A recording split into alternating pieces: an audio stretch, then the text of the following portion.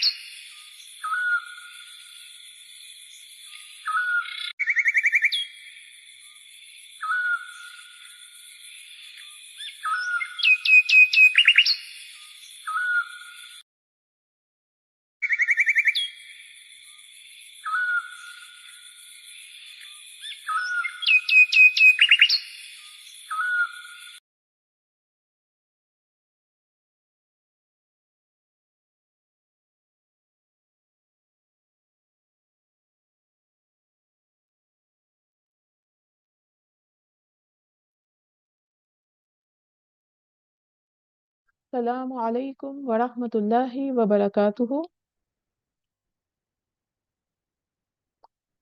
How are you all doing, my dear sisters? I welcome you back after a long break, Alhamdulillah, inshallah. Today we are going to continue with our study of Surah Yusuf and we are going to proceed on from where we stopped last time. أعوذ بالله من الشيطان الرجيم بسم الله الرحمن الرحيم إن الحمد لله نحمده ونستعينه ونستغفره ونعوذ بالله من شرور أنفسنا ومن سيئات أعمالنا من يهده الله فلا مضل له ومن يضلل فلا هادي له وأشهد أن لا إله إلا الله وحده لا شريك له وأشهد أن محمدا عبده ورسوله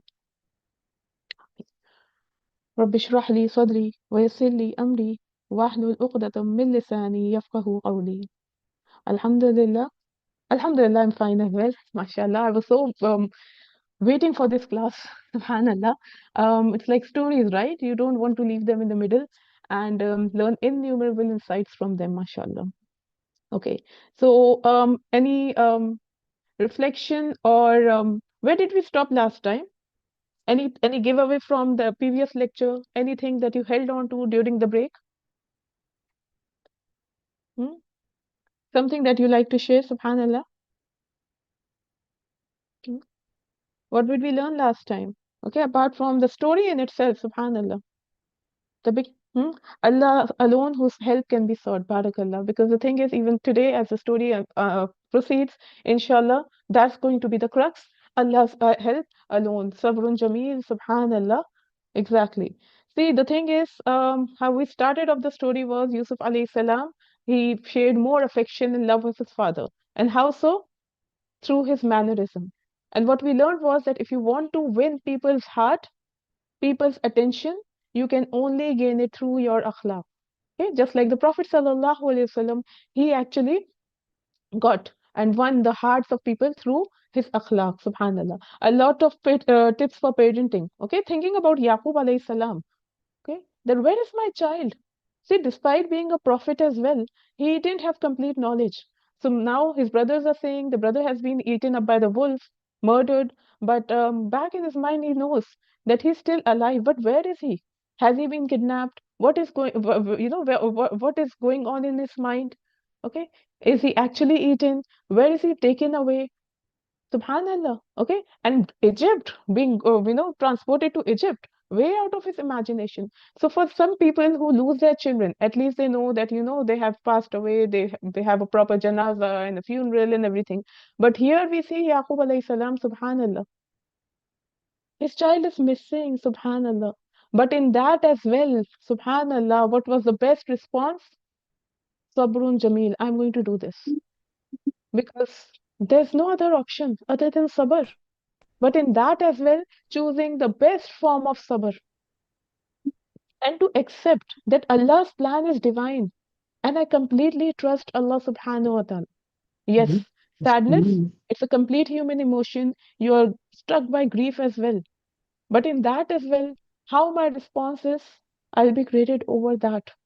My expression is Sabrun Jameel. The words that are coming out of my mouth are Sabrun Jameel. Subhanallah. For a parent to lose their child, it's the biggest test, Subhanallah. And here the child is lost. And on top of that, it's unanswered how he lost that child. When you send your children to a trip or an excursion as well, now we have the modern tracking devices as well. So after a while, you're thinking about have they reached or not? Let me call up the teacher. Has he taken this medication or not? Have they reached this spot or not? What they must be doing? And here there is Yaqub alayhi salam. He doesn't know where his child is. He knows the other children are clearly lying. So there must be anger, there must be anxiety, there must be distress. Because the situation demands all those reactions. Subhanallah, there should be panic as well. But the only singular thing that could keep you calm in all of this is tawakkul in Allah subhanahu wa ta'ala. Because now what has happened has happened. Can it be fixed? Can it be reversed? No. But who can fix the situation? Allah al-Jabbar. He is al-Fattah. He is the Khaliq. He can create the asbab. So Allahu musta'an, subhanallah. Patience. That's the key. But the thing is, when we talk about Sabrun Jamil, and most of you must have heard this expression before as well, this should not be just a phrase in our notes or an answer in an exam that what does Sabrun Jamil means, and write an example of Sabrun Jamil, subhanallah. Let's not restrict our understanding of these remarkable ayat in our notes, in our exam answers and lectures. These should be the tagline and mottos of our lives. Please let us make this part of our lives. Remember which year was this revealed? Hmm? Amul Huzn. This surah actually teaches us how to deal with grief. Is there anyone who can say, I am not carrying any grief? Hmm? I don't have any grief. I don't have sadness. Subhanallah. We all carry, okay, to some point or the other. If you are a school going student as well or university going student as well, our griefs are others, right? I didn't get that much attention of a teacher. My friend is not talking to me now. She didn't smile at me. She didn't invite me. That is also a point of sadness, right? For some, subhanallah. In the face of all sadness, turn to Allah subhanahu wa ta'ala. See, Yaqub alayhi salam is also trusting Allah subhanahu wa ta'ala. He is displaying the most beautiful form of sabr. In that, is he getting wahi from Allah subhanahu wa ta'ala regarding the whereabouts of his son? Hmm? That the more I trust Allah subhanahu wa ta'ala, Allah subhanahu wa ta'ala is showing me in a dream that my son is here. Actually, not. All he is doing is sabr, asking the help of Allah subhanahu wa ta'ala. Wallahu musta'an. Which is actually an outcome of Aslamtu li Rabbil Alameen. First, you have to accept and surrender to the decree of Allah subhanahu wa ta'ala that they literally, Ya Rabbi, submit. And that's how he dealt with the situation. Subhanallah. So now we are going to continue the story. So from the house of Yaqub alayhi salam to that picnic or that outing, now the plot, it moves to the well. Okay, so remember last time when we were talking about Yusuf alayhi salam, okay, in the story what happened was the rest of the brothers, they came to his father, and they narrated that false story, and Yaqub alayhi salam understood that this is not the truth, but he gave his best befitting response as a prophet, and then the scene stops there. Now what happens is Yusuf alayhi salam is still in the well. How long does he stay there? According to some scholars, a few hours, like an overnight. Some say it was 3 days. We don't know exactly. Okay, all we know is that yes, he found some support as a rock, so that is why he didn't drown. So now there's a caravan passing by. وَجَاءَتْ سَيَّارَةٌ, and there came a caravan of travelers. فَأَرْسَلُوا وَارِدَهُمْ, and they sent their water drawer. Okay, Sayyara is a caravan, a group of people who travel together. Okay, and the custom in those days was when they would travel intercity or across the regions. Okay, there would be some men designated for finding water around, so that the people could come and camp there and refresh themselves and fulfill their needs as well. So that person would be 2 3 in an entire caravan, and he would be like a person in charge of getting water or arranging water. So he would be Warid, okay, a person who goes ahead of the caravan to search water, the water carrier, okay, because the caravan, the people in the caravan, the animals that they are traveling with need water, okay. So at that time they didn't have electric pumps or tube wells. So the only way to check the water, whether there's a water in the well or not, would be that they would throw the bucket in and they would draw the bucket out, and if it has water, which means the well is loaded with water. So what he does was for arsalu waridahum for adla dalwa, so he let his bucket down the well. Okay. Adla and Dalwa, both of them have the same root letters, Dal, Lam, Vav. Okay. So Dalwa is the bucket. Adla, he threw his bucket, he let this bucket down. Okay. So what happened? Yusuf alayhi salam took it as a sabab from Allah subhanahu wa ta'ala and held on onto that bucket. And when that person was pulling that bucket back, he must be thinking there's water inside. Okay, and that shows Yusuf alayhi salam should be a very small, a young boy because of his lightweight child. So it should be a small child. So now he sees this. He gets, instead of water, he finds a small boy. Now any person should be concerned, like what is happening? The boy comes out Any person should be worried about this. But what does he say? What is his response? قال يا بشرى.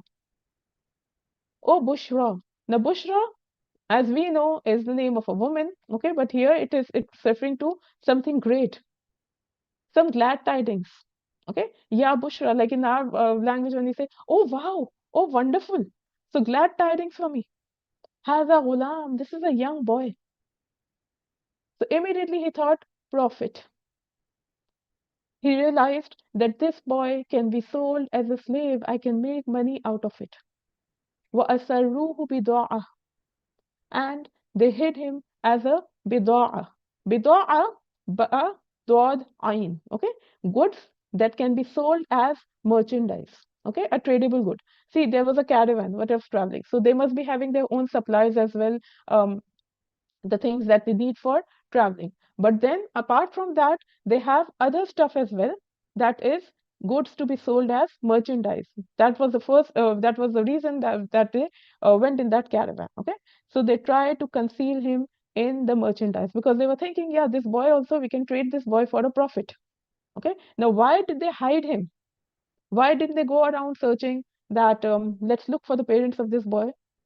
Okay, so they try to hide him so that even if the parents are finding him, there are people looking around for him that a child is missing. So we cannot show him. Okay, so later on we will sell him for a profit. So now there's a journey which may be for days, for weeks. Where is he seated? Which place he has been given? If you see the map, okay, so they start their journey from Jerusalem. Okay, so that was a town. Somewhere near that, there was a well where he was found, and the caravan is going all the way to Egypt. Okay, this is the final place where he is going to land up.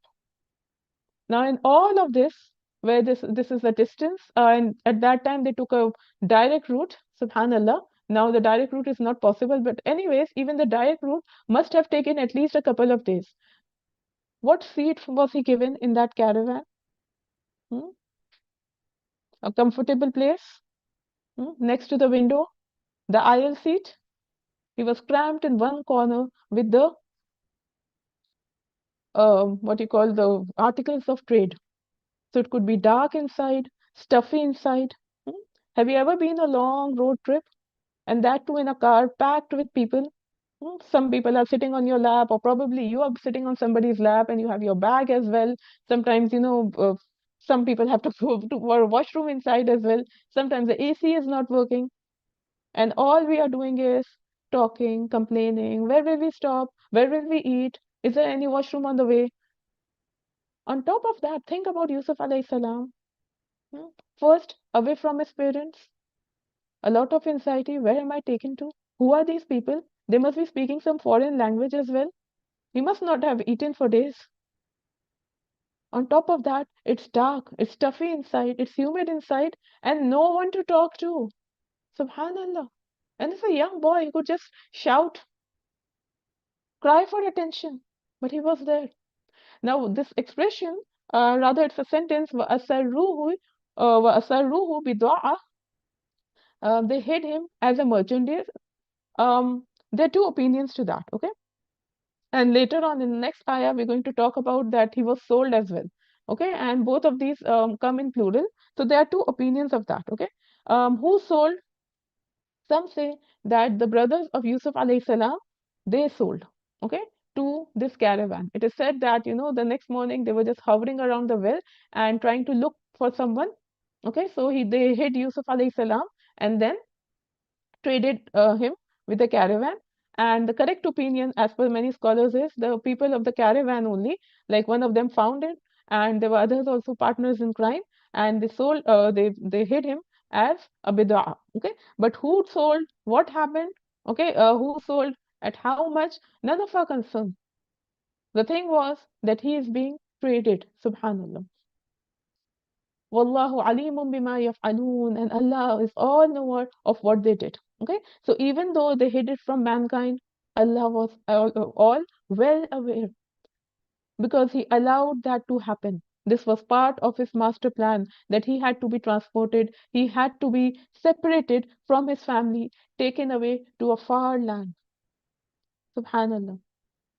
And one of the unique qualities of Yusuf alayhi salam that we see later on as well is that after being thrown, after being subjected to so much of torture, staying in well for certain amount of time, all that in darkness, terrified, betrayed, we don't find him narrating his account anywhere else. Now my brother this did this. My brothers, they were so horrible to me. My father didn't even bother to find me out. Okay? Because he has a heart of a muhsin. Remember, we're talking about a muhsin. Hmm? And you can only become a muhsin when you have surrendered to the decree of Allah subhanahu wa ta'ala. Many times when we have a difficult day, okay, some harsh situations, things didn't go as per our plan. Hmm? We start complaining. Yusuf alayhi salam is not doing all of this, not complaining, grumbling, being bitter about, taking it on others. When we have a difficult day, harsh situation, how do we come back home? The first person who opens the door for us, we start shouting at that person, how long I was staying outside and why weren't you here? Subhanallah, sometimes we are angry, agitated, mean to others. Because we equate bad days should be equal to bad behavior. And we think that is justified. Because I'm going through some hard situation, it could be PMS, and then we have the old age, and because maybe it's a new environment, maybe I come from a broken home, maybe my parents were abusive, maybe my parents are divorced, that is why I turned out to be a person that I am. So we have justification and tax for every phase and stage of our life. Yusuf alayhi salam, in his personality, we don't find all of this. That I was going through youth, I was going through adolescent age, I was going through this thing, I was anxious about my parents, I was angry about at my father, at my brother. Nothing like that. And everything that everyone else was doing, good or bad, Allah knows. And this puts the heart of the Muslim at rest. Subhanallah. وَشَرَوْهُ بِثَمَنٍ بَخْسٍ, and they sold him for a very low price. Okay, Saman, the price of anything, and Bakhsin, low, petty. And we have done this earlier as well when Shoaib alayhi salam was instructing his qawm, right? وَلَا تَبْخَسُوا النَّاسَ أَشْيَاءَهُم, do not diminish the people in their things. Okay, so for a lowly price. And what was that? Darahima ma'duda, some dirhams, ma'duda, numbered. Okay, and it is said that, some scholars say that was just 20 dirhams. Now, who sold? As I said earlier, um, one group of scholars, they said it was the brothers of Yusuf only. They went to check around the well, and then they took him out and sold him at a petty price. Okay, and it is said that it was just 20 dirhams, and then they distributed these 20 dirhams amongst themselves. And the correct opinion and the majority opinion is the caravan people. Okay, they were merchants, so they sold him in a foreign land, which was Egypt. Now we know about a slave, especially when they say has a ghulamun, a young boy. So he should be worth a lot of money. Subhanallah. And it always has been very, very expensive, very, very pricey as well. Subhanallah. But they sold him for a very petty price. وَكَانُوا فِيهِ مِنَ الزَّاهِدِينَ, and there were those who were zahideen regarding him. What is zuhud? Okay, literally, when we talk about zuhud, we talk about it as a very positive quality. Okay, zahada literally is being not attached by something. Okay, no, something that is not worth paying your attention. Okay, and regarding the things of this world, we are supposed to have this quality. Okay, that you are not hooked onto this world, you are not so attached to the worldly things that you lose yourself, you lose your akhlaq, you lose your deen and morals over that. Okay, but here zahideen, a person who exercises zuhud, is understood as its literal sense, because it is talking about Yusuf alayhi salam. So this fihi refers to wakanu fihi, that they were regarding Yusuf alayhi salam zahideen. Yani they didn't care much about Yusuf alayhi salam. Okay? And this is the case with this world. When you get something for free, you don't value it. When you get something for a cheap price, somebody gets it for you, you don't put a lot of effort about it, regarding it, you don't consider that thing as worthy. So, وَكَانُوا فِيهِ مِنَ الزَّاهِدِينَ, Okay, going back to our earlier explanation, it could be regarding the brothers of Yusuf alayhi salam, or it could be regarding the people of the caravan who sold him for a petty price. Subhanallah. See, there are many people who are interested in things, okay, that matter to them. And for the rest of the things, they are zahidin regarding that. Okay, so any person who is a lot into jewelry and accessories and makeups. Now, this person goes to a wedding. Okay, what that person's focus would be? How the bride is looking, what each one is wearing, how the makeup is, how the jewelry is. Oh, I think this is a trend. This is, this color is very in, because you are interested in these things. The person sitting next to her, she is not interested. She's zahid about that. Okay, she's like, yeah, bride, yeah, she's looking pretty. Okay, not more, attention than that. What is she interested in? Food. How the food is, how the appetizers are, how the salads are, how the desserts are. So some people are zahid over one thing, and others are zahid over that thing. Okay, subhanallah. So these people, because they didn't realize the true worth of Yusuf alayhi salam, okay, they were not like, we can't call them Zahid because they were pious, but Zahid regarding Yusuf alayhi salam. They hadn't realized the worth of this boy, how beneficial he could be, how pious and how righteous he is. Okay. Also, the thing is, the reason why they sold him for such a petty price was that they feared that there would be someone looking out for this child and we could be caught and penalized. Subhanallah. They didn't want to raise any suspicion as well. Stolen items, how they are sold in a market. If, for example, you lost your phone, okay, and the next thing is you're trying to track it, track it, track it. The thing is, most probably you won't find it with the person who has stolen it, okay, because the person who has stolen it will just try to get rid of it at a very cheap price. So even if you go to a market as well, and it's a nice phone, and the price of the phone is this thing, okay, maybe 1,000 or 2,000 dirhams, okay, and you go to a second hand market as well, and they're selling that phone for 100 or 150, you find something very fishy. Okay, in that as well, if you want to negotiate, that person will be ready to negotiate. Why? Because things is stolen. You don't want to be caught with that. Okay, so they try to sell it for the first deal that comes across, even that if that is for a petty price. Samanin bakhsin darahima ma'duda, some dirham. Subhanallah, we call it a market of lemons. Subhanallah, that the things of inferior quality are sold there, and the seller just wants to get rid of those things. Subhanallah. So you know that it's not a very good quality product, or there's something fishy about it. Okay, maybe it's not original, maybe it's stolen. So now Yusuf alayhi salam is being sold. It is said that the caravan sold him, for the people in the caravan, or the person who found him sold it for a petty price to one owner, and the owners, they changed hands all the way till he reached Egypt. Okay, so now a new journey, a new phase of life has started for Yusuf alayhi salam. A new country, new status as well. Okay, so few days back, maybe the same week, he was relating a dream, communicating with his father in his own safe zone. Hmm? And here you see no parents, and now he has landed up in a different place where people, probably they speak different language. There's exposure of different culture, as if he has just woken up from a deep sleep, a nightmare. Subhanallah. But then Allah subhanahu wa ta'ala is the ultimate protector, ultimate wali, anta wali fi dunya wal akhirah. He gives him the best master. وَقَالَ الَّذِي اشْتَرَاهُ مِن مِصْرٍ.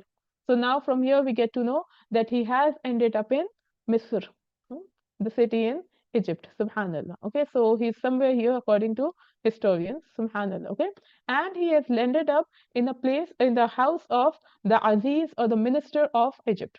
Okay, yani this is a person who's not the king, but he's a person very close to the king.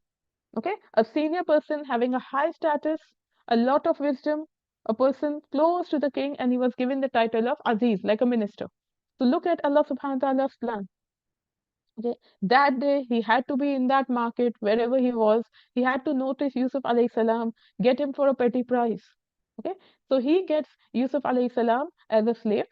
Okay, وَقَالَ الَّذِي اشْتَرَاهُ مِن مِصْرٍ. He tells limra'atihi, to his wife, Akrimi maswahu. So beautiful. Make his stay comfortable. Why? عسى أن ينفعنا أو نتخذه ولدا. Maybe he will profit us, yani he will benefit us, or we can even adopt him as a son. Subhanallah. Okay. So now he noticed something unique about Yusuf alayhi salam. Hmm? Some sincerity, some right, something righteousness of his character that must have attracted him. That even if he brought him as a slave, he knew that this boy is a boy of benefit. Remember Mohsin? Whenever we talk about Mohsin, a Mohsin is always a beneficial person, maybe very well mannered. Okay, so either he will benefit them, yani he will help them in their household chores or in some other way, or if not, then we can sell him for a higher price, or if not, we can adopt him as a son. And from this, the scholars derive that maybe they didn't have their own children. So this also shows about the insight of this man as well, that he was very kind and gentle. He didn't say, okay, this is a slave, do whatever we want to do with him. Okay, not like a harsh master. Okay, unlike his harsh brothers previously. Okay, so now we see how Allah subhanahu wa ta'ala lifted him literally from this hostile environment to a safe environment. And that as well, he's giving additional instructions to his wife. Generally when we hire servants at home, okay, especially those who are helping us in the cleaning and the daily chores of the house, how many times are the men involved giving instructions to wives? Subhanallah. But here he's saying akrimi, hmm, make it hospitable. Akrim comes from kaf ra mim, okay, and what is ikram? Noble. And two things that are coming in ikram, anyone remembers? What are the two things when we talk about karuma, yakrumu, ikram? Hmm? Generous and noble. Yani make his stay generous, noble, comfortable, honorable. Okay, so in terms of food, clothing, shelter, respect, don't make him overdo work. Okay, don't burden him. In other words, don't literally treat him as a slave, even after buying him as well. Okay, subhanallah. Abdullah bin Masud radiallahu anhu says that there are three who had the most insight. Firstly, the person who was this Aziz of Egypt, who said to his wife, Akrimi maswahu, make his stay comfortable. Secondly, the woman who said to her father, Ya abatis ta'jirhu, oh my father, hire him. And inshallah, we're going to talk about this woman in Surah Al-Qasas. And thirdly, Abu Bakr radiallahu anhu, when he appointed Umar bin Khattab to be a Khalifa after him. Subhanallah. So these people had the most insight in history. Okay? So Allah, this person tells his wife, they treat him honorably. Okay, don't treat him as an ordinary slave. Don't overburden him. Okay, he's going to be a person of benefit for us. And if not, he's such a nice, well-mannered person. He must have seen through during his journey way back home as well, right? That this is a young boy, but he's not very stubborn. He's helping around as well. Subhanallah. وَكَذَلِكَ مَكَّنَّا لِيُوسُفَ فِي الْأَرْضِ. And this is how we established Yusuf alayhi salam fil ard. Makkanna mean kaf noon, to give makan, to give a place. Okay, to establish, to give a place of position and settlement. Subhanallah. Okay, established strong footing. Okay, because he was not brought by a common man, he was brought up by Aziz, the minister. Subhanallah, having an important post, politically very strong in the society. Subhanallah. So this is how we established him. Do you remember which environment was he brought up in? A poor household, not much say in the family, many times being taunted, abused, derided by his brothers, and now he has a position of strong footing here. Subhanallah. وَلِنُعَلِّمُهُ مِنْ تَأْوِيلِ الْأَحَادِيثِ, and so that we might teach him the ta'wil al-ahadith. Who predicted that way back? Who foretold him that your Rabb is going to teach you? Remember in the previous lecture, Yaqub alayhi salam hinted at that, right? That your Rabb is going to complete his favors on you and he's going to teach you the ta'wilul ahadith. So what was ta'wilul ahadith? It could be the number one, interpretation of dreams. Hmm? Secondly, as many scholars say, how to understand the verses of the book, the ayat of Allah, because obviously he must be following some sharia, some book as well. And third, interpretation of the matters. It could be general matters. Okay? interpretation of events. Okay, so now we know he is now being nurtured in an Egyptian civilization, which was a very advanced civilization in terms of literacy, in terms of arts, and the people he was growing up with. Okay, it was a house of Aziz. There must be many important people coming and going, the issues being planned and settled at state level. So, Ta'wil al-Hadith would be deep understanding of events, knowing the dynamics as well, not a superficial knowledge. Subhanallah. Okay, what we learn about Yusuf alayhi salam, Subhanallah, hmm, that despite being betrayed and kidnapped by his brothers, beaten by them, okay, and in the last lecture, as we talked about, the whole scene must be so endearing for the heart to see. If we, see such scene in a movie or a video, we would just probably want to switch it off. That a child is being so much tortured by his brothers, and they are, taking pleasure out of it. Subhanallah, there's a small innocent child crying, pleading for mercy, calling out his brothers by name. Subhanallah. Yet Allah subhanahu wa ta'ala allowed all this to happen, despite his extreme love for Yaqub alayhi salam and his son Yusuf alayhi salam. Subhanallah. Why? Because Allah subhanahu wa ta'ala has a bigger plan. And at that moment, for Yusuf alayhi salam to start over a new phase of his life, where his tarbiyah is going to happen, where he has to learn a lot of new things, he has to grow and learn. It was not possible under the protective shade of his father. Subhanallah. He had to grow and bloom, subhanallah. It was not possible in that hostile environment. So that environment was overprotection by his father, and secondly, too much of criticism and hostility from his brothers. If you have ever planted a seed and you expect it to grow into a big tree, hmm, where will you plant it? Under the shade of a tree? Will you expect it to grow? For the tree to grow, for a plant to bloom, it needs the warmth of the sunshine. Sometimes it needs harsh conditions. Only then it can grow, isn't it? So sometimes you have to move from the comfort zone. And Allah subhanahu wa ta'ala creates such situations that you don't need too much of shade all the time, subhanallah. Hmm? So Allah subhanahu wa ta'ala pulls us from those comfort zones, from the protective shades, and literally throws us in deep waters so that we swim through and survive and come out as the strongest selves. Subhanallah. See the environment as well in which Yusuf alayhi salam was earlier. Jealousy, animosity, belittling. Hmm? It was not conducive for his personality development, for his self-confidence as well. Hmm? So all the time, he was being derided. And many times we know of child who grows up in that environment, he loses his confidence, he loses his decision-making ability as well. Subhanallah. And here we have that Egyptian civilization, the one of the most advanced one. Subhanallah. And to make him exclusive. Remember, Yaqub alayhi salam also hinted at وَكَذَلِكَ يَجْتَبِيكَ رَبُّكَ. Your Rabb is going to choose you out, single you out. Allah subhanahu wa ta'ala needed to cut that cord of attachment, move him to a new environment, give him more exposure. Sometimes too much love and affection is also damaging and detrimental for a child's well-being and progress, isn't it? Sometimes some parents over pamper their child. They don't let them do their own stuff as well, their laundry as well, their cleaning as well. Even they can't manage to fix their own meal as well. It's actually damaging for the child. So now the parents, what they are told, let go, let them do their own thing, let them make mistakes, let them take their decisions, let them stick to their decisions. Subhanallah. All this could not have been possible in a small town in Palestine. Subhanallah. And here when we are talking about ilm, ta'wil al-hadith, you see in the Egyptian civilization, maybe there are so many travelers as well, people around as well, a lot of language as well, a lot of culture as well. Hmm? When you go to some other country or maybe some other university as well.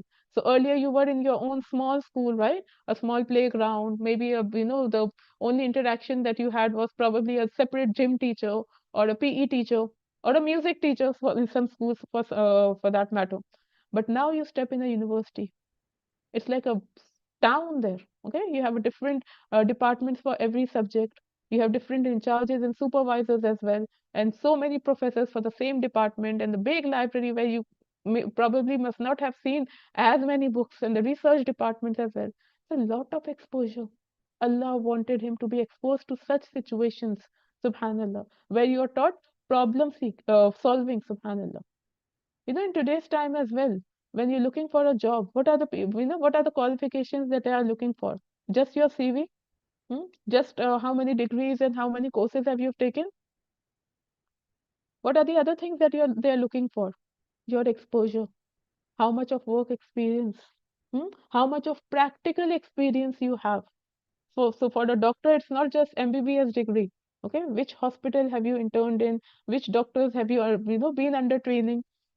Okay, so it's very important for their career growth. Subhanallah. Okay, so to learn the interpretation of events, Subhanallah, Yusuf alayhi salam had to go through all this rigorous training.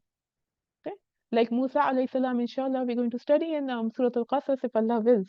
Okay, he was living a comfortable life in the palace of Pharaoh. Okay, that was also Allah's plan to save him, but he was not meant to be there forever. Hmm? Fully protected. Allah subhanahu wa ta'ala staged an entire scene. He had to leave that place immediately to a foreign land, live under harsh conditions, gain the experience, because later on, who he has to deal with? Pharaoh. He has to deal with his own stubborn people. Subhanallah. So Allah subhanahu wa ta'ala, yes, He established Yusuf alayhi salam, but it was not like a piece of cake.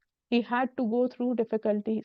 And after those difficulties, he learned a lot of things. Sometimes through those difficulties, they are actually a prelude for us for some khair, for some learning. Subhanallah. Wallahu ghalibun ala amrihi.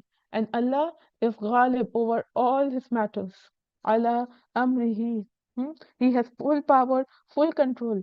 See, everything is from Allah subhanahu wa ta'ala, situation from Allah subhanahu wa ta'ala, execution in his hand, ending result in his hand. His plans dominate. He is ghalib over every matter, whether it's a matter related to you or anyone, or in this case, Yusuf alayhi salam. And what does it show? That you and me cannot avert, change, and dodge the plan of Allah subhanahu wa ta'ala. Even if you resist it, even if you don't accept it, you cannot change it. Subhanallah. So here, if you see the acceptance of Yusuf alayhi salam is because he has just surrendered, he is going, flowing with the tide. As a young boy, see, the Aziz of Misr seems to be a nice, kind man, okay? He's not even telling him, I belong to this land. Can you please send me back there? I miss my father so much. I want to be back with my families. Subhanallah. Because he has understood, right? In this Ta'wil al-Hadith, what he have understood is that if he goes back, it's going to be the same or even worse. Now, if I go and complain to my father, tell my father about my brothers, there's nothing my father is going to do, but subhanallah, my brothers will be more hostile against me. And this is an environment where I can learn and grow. Subhanallah. So he accepts that situation, and that is the key. Surrendering and accepting that situation. If we are just grumbling and complaining and putting the blame game on this one, that one, and because of this person, I'm like this, my situation in life is, so horrible because maybe because of my parents, because of this one, because of you cannot grow. You'll be stuck in that situation and you'll be miserable. When you accept, Wallahu ghalibun ala amrihi, Allah has full power over his affairs. But the sad thing is, وَلَكِنَّ أَكْثَرَ النَّاسِ لَا يَعْلَمُونَ. Most of the people, they don't know. They don't have that in-depth insight and knowledge. Hmm? They just see the immediate gain, immediate future. So if something happens, they start complaining, they start crying, they start blaming. They don't know that a few steps ahead, Allah has planned something better for them. Allah decides and executes the best. Subhanallah. Okay? And many times um, we think we are controlling. So we are controlling our children as well, their career as well, their well-being as well, their tarbiyah as well, what they are eating, who they are spending time with, which university they are going to go, who they are going to marry, which place they are going to live in. Hmm. But it's actually Allah subhanahu wa ta'ala who controls and He decrees. Even for family members, even for husbands as well. We think we have control. We think we are planning everything. We think we are staging everything. Subhanallah. But it is Allah subhanahu wa ta'ala. Wallahu ghalibun ala amrihi. ولكن أكثر الناس لا يعلمون. They don't know. Subhanallah. Hmm. ولما, and when, بلغ أشده, he reached his full أشده, full manhood. Okay, so this Ashuddhahu is his prime youth, okay, peak of youth and wisdom, okay, because and many scholars say it is somewhere between 30 and 40, okay, and they give this dalil why, because most of the scholars, as most of the prophets as well, they got their peak prophet, their prophethood at that time, okay, because this is the time where you are at the peak of everything, your physical strength as well, your mental strength as well, your emotional strength as well, spiritually as well. What you have learned by this age. Okay, so this is actually the true you at that time, subhanallah. Okay, and he's still in the house of Aziz. So walamma balagha ashuddahu, and when he has reached his prime, hmm, his manhood. Okay, so it's not like he became baligh like a 13-year-old child, but full manhood. Okay, when he's in full control. Okay, fully mature. آتَيْنَاهُ حُكْمًا وَعِلْمًا. Then we gave him wisdom and knowledge. Subhanallah. Okay. So what is this hukum? This hukum, as per the scholars, number one is the prophethood. Okay. See, communication with Allah subhanahu wa ta'ala was way back. Okay. It was time to time, as we saw how Yusuf alayhi salam, okay, held on to Allah subhanahu wa ta'ala. Now it's like an official, like it's like a convocation or a degree. Now he has got as an outcome of years of tarbiyah. Okay, so now this is the time that he got his prophethood. Okay, from hukum we also derive wisdom as well. Okay, that is also one of the greatest gift that anyone can get. Okay, وَمَن يُؤْتَ الْحِكْمَةَ فَقَدْ أُوتِيَ خَيْرًا كَثِيرًا. Okay, and what is wisdom? To see things in a different angle, to go in the depth of the situation, analyze the words, analyze the events, analyze the people, and then make a decision. From hukman, we also understand decision making ability, judgment power. Okay, but the most dominant opinion, it seems, is the hukum refers to the prophethood. So he got the prophethood and he got the ilm as well. He got the knowledge as well. وَكَذَلِكَ نَجْزِي الْمُحْسِنِينَ. And thus, this is how we reward the muhsinin. Subhanallah. We were talking time and again about being a muhsin. And here Allah subhanahu wa ta'ala is saying, this is how we recompense the muhsinin. What do we learn? Hmm? That if we want wisdom, we want intelligent, what do we need to be? Hmm?